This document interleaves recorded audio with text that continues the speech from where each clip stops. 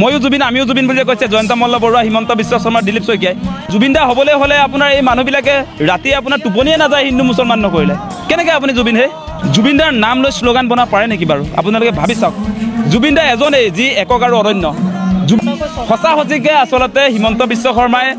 জুবিন দাক ভাল নাপায় কোনো কাৰণতে পাব নোৱাৰে কাৰণ হিমন্ত বিশ্ব শৰ্মাৰ যিবিলাক কাৰ্যসূচী সেইবিলাক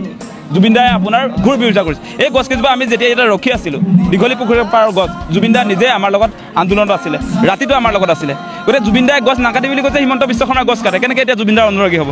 জুবিন দাই কৈছে কা বিৰোধিতা কৰোঁ হিমন্ত বিশ্ব শৰ্মাৰ কা সমৰ্থন কৰোঁ আকাশ পাতাল এটা ডিফাৰেঞ্চ গতিকে জুবিন দা হাৱাত হৈ নাযায় আৰু জুবিন দাৰ নাম আপোনালোকে নল'ব পাপিষ্ঠকেইটাই জুবিন দাৰ আদৰ্শ মাৰ্ডাৰ কৰা মানুহ জুবিন দাৰ মৃত্যুৰ দিনটোত যিদিনা চিতাত তুলিলে সেইদিনা গছ কেইজোপা কাটি পেলালে ইয়াত সেইটো কেনেকুৱা মানুহ আচলতে জুবিন দাৰ মৃত্যুৰ লগে লগে দীঘলী পুখুৰী গছ কাটি দিলেও জাতিৰ শত্ৰু হয়নে নহয় এইবিলাক মানুহ